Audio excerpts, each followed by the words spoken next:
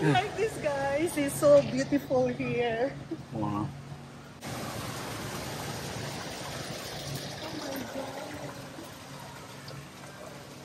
These are desert plants. Wow, look at that. Wow. Wow, look at that, guys. This is my view. We're in Shogun. Oh, yes, we are in Shogun. For today's video, I will show you the beauty of Frederick Meyer Gardens and Sculpture Park. So come along and join me.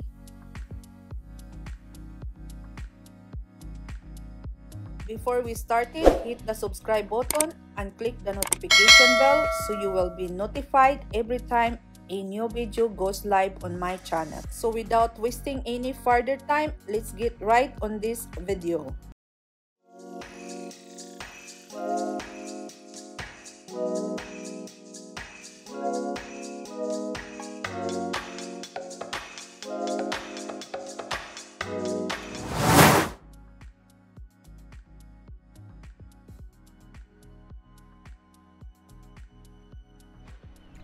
So nandito na kami, guys. Papunta na kami sa welcome center ng Frederick Meyer Garden. That's the conservatory. Wow. So papunta kami ngayon sa welcome center. First spot is ang conservatory yan. So here, you're gonna buy tickets, or if you buy online already, you're gonna give the tickets. That's the welcome center. Hey guys, welcome back. For today's video, ipapakita ko sa inyo ang kagandahan ng Frederick Meyer Gardens and Sculpture Park. Ito ang inyong unang makikita pagdating nyo sa loob, isang napakagandang mukha na inukit sa wall at isang napakaganda at malaking eroplano. Sa nakikita nyo guys, ito ay isang mga insekto na inilagay at idinikit nila sa wall.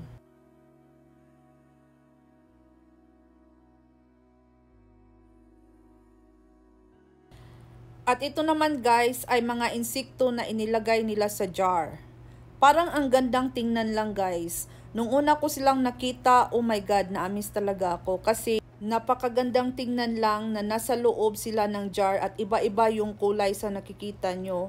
At yung mga insekto na nakikita natin sa labas, yan sila guys, inilagay nila sa jar. At yung idea na inilagay nila sa jar at inilagay nila sa wall at iba-ibang kulay na mag-a-attract sa mata ng tao ba, sobrang smart talaga ng idea na yan. So ito yung sinasabi ko sa inyo guys na yung isang room talaga ay mga insekto at inilagay nila sa wall, idinikit nila at yung iba inilagay nila sa jar. Iba-ibang insekto yan guys. So ang smart talaga ng idea na to.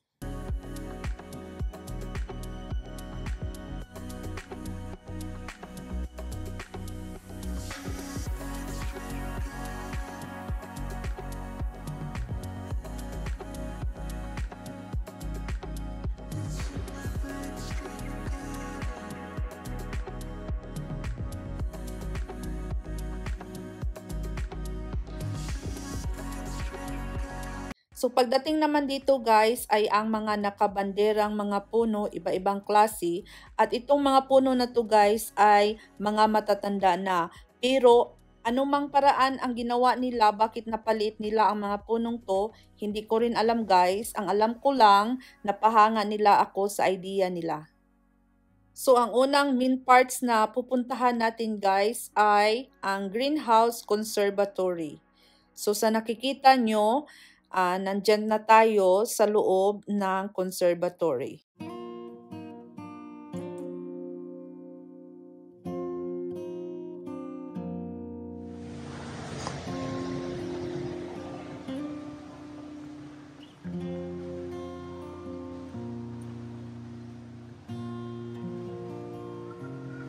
Wow. Hey, you're right at home, you jungle woman. Oh my god, I like this guys. It's so beautiful here. Wow. Oh my god. So guys, nandito kami sa conservatory. Look at that.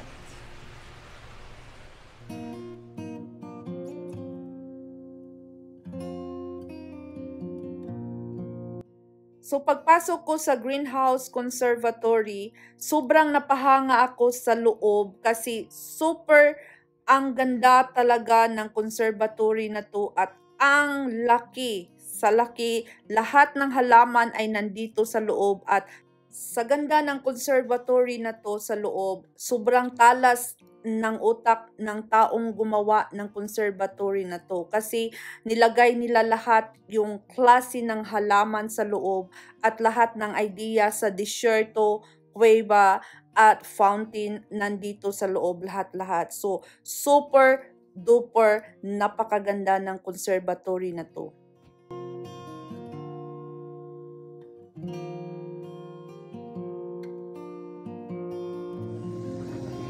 Oh, wow. Wait, photo?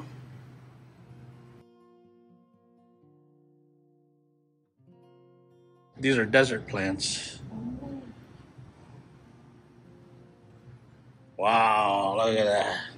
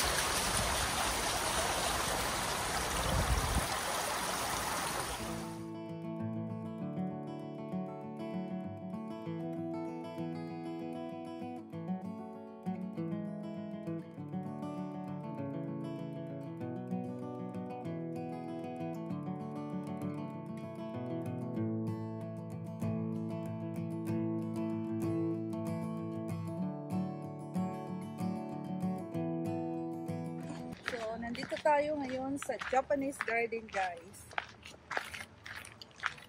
Second stop, guys, ay ang Japanese garden.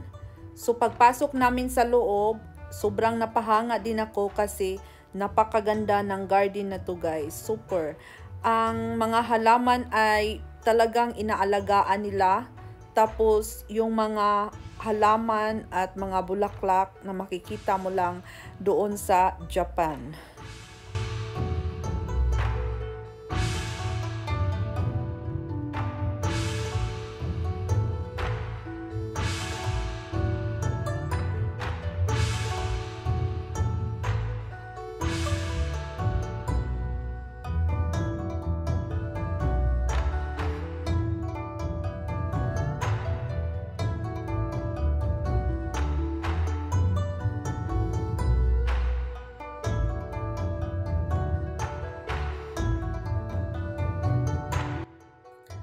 So, ang Japanese garden, guys, ay hango sa lugar na Japan. So, lahat ng halaman na makikita mo dito ay makikita mo sa lugar na Japan. Meron din silang mga nilagay na mga maliliit na kubo at yung mga idea na galing sa Japan.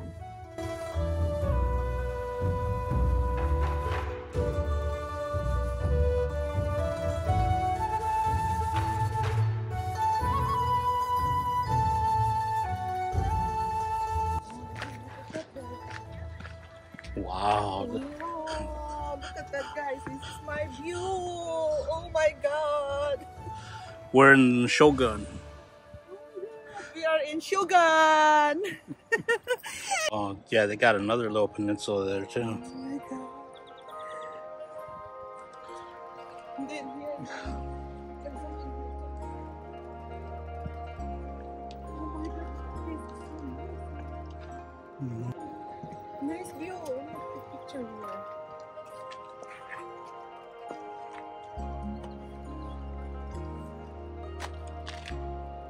real neat. In Shogun. Good. Look, that's a real cool spot up there. Yeah. And all the way there.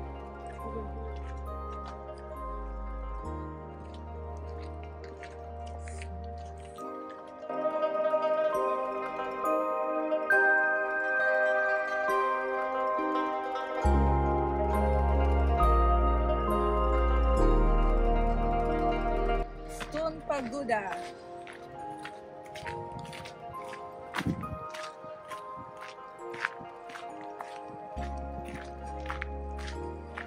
Oh my god, this view, guys.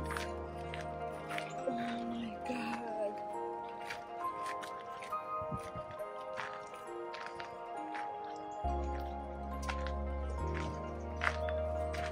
Ridiculous.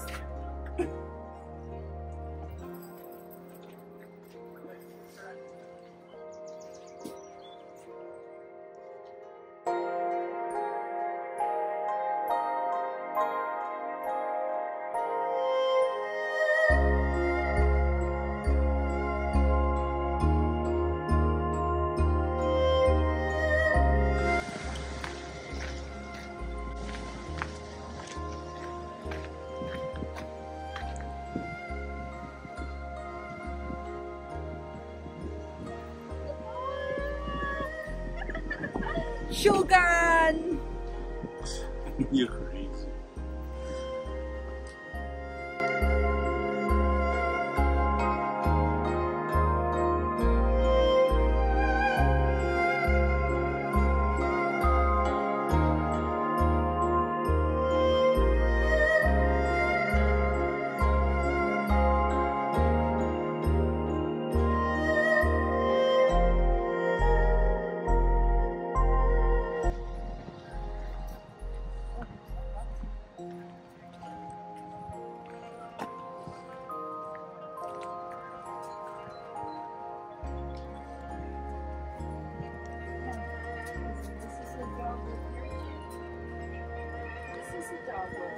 I Wow. used to a dog. Yeah, not the ones on with the flowers on top. Yeah. And these dogwoods usually have brown. Yes. It's like the nails.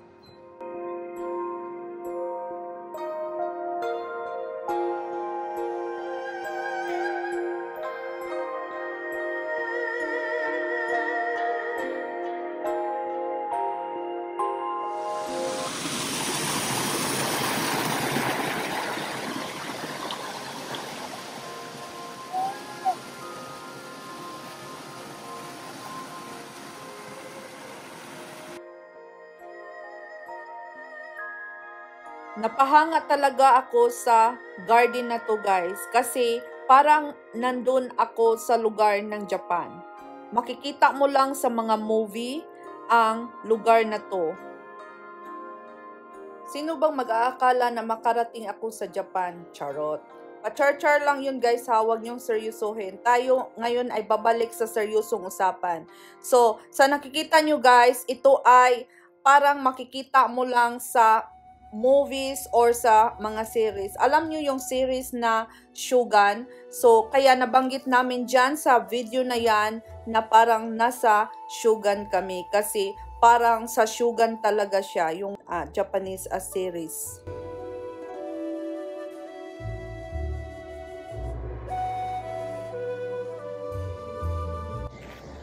Oh my God, look at that!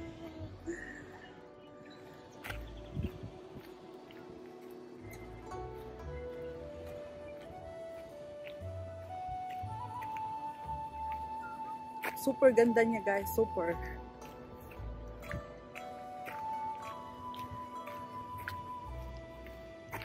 Parang nasa Shogun lang ako, guys.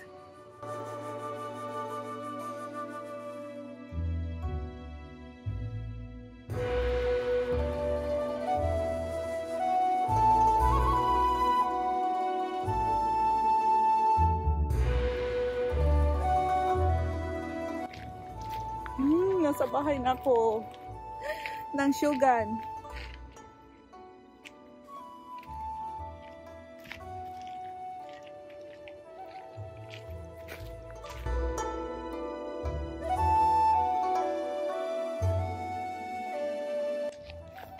Wow, look at that.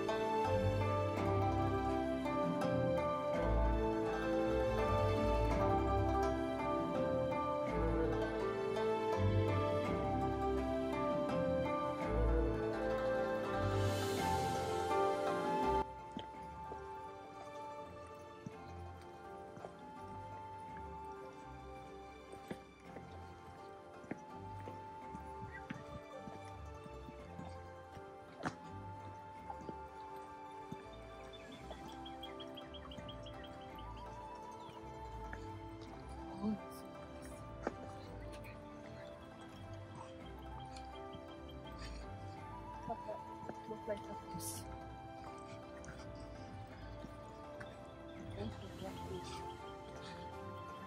Check that out.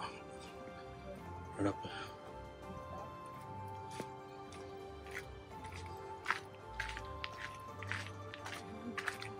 Yeah, we gotta climb up there.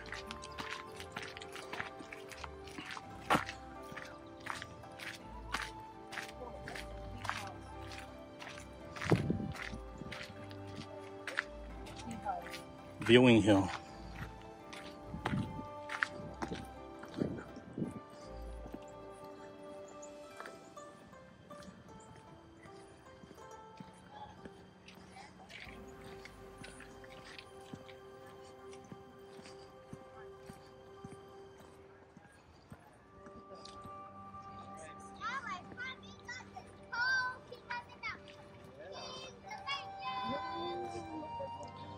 Wow.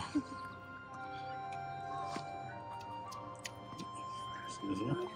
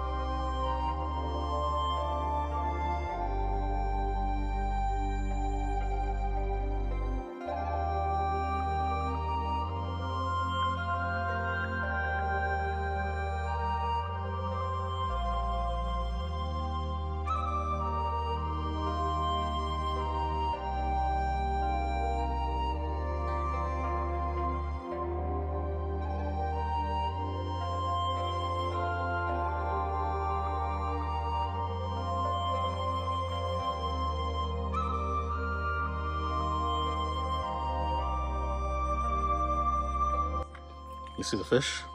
Yeah.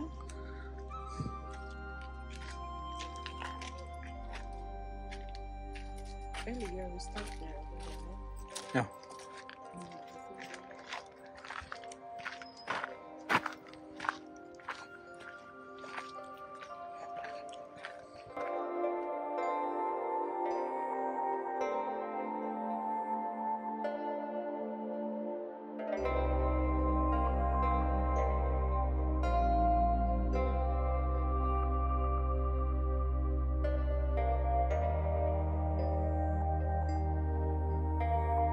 Kung kayo ay nanonood ng Shogun guys, syempre alam nyo ito kung ano to. Ito ay Zen Garden na napanood ko lang sa series na Shogun. Sobrang ganda niya talaga guys.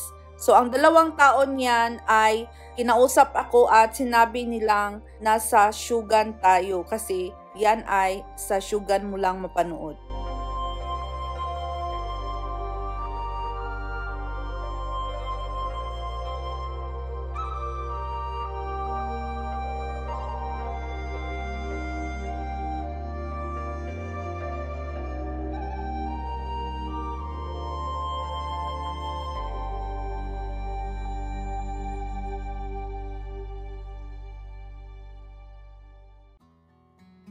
From Japanese Garden guys, dadalhin ko kayo sa Sculpture Park. Ito ay ang third main parts sa Frederick Mayer Gardens. So, sobrang nag-enjoy talaga ako sa Sculpture Park na to guys. Sobrang lalaki ng mga sculpture nila at sobrang ang gaganda ng mga sculpture nila.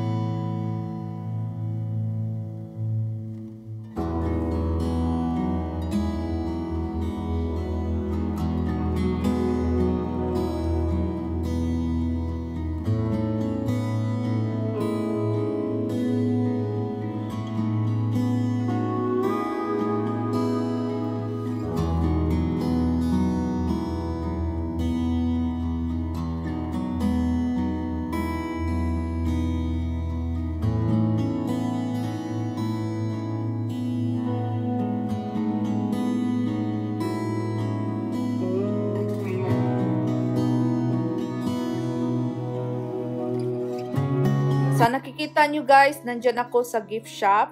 Nagtingin-tingin lang tayo. Malay mo, meron tayong magustuhan at bilhin natin as souvenir sa Frederick Mayer Garden and Sculpture Park sa pag-travel namin dito sa Grand Rapids, Michigan, USA.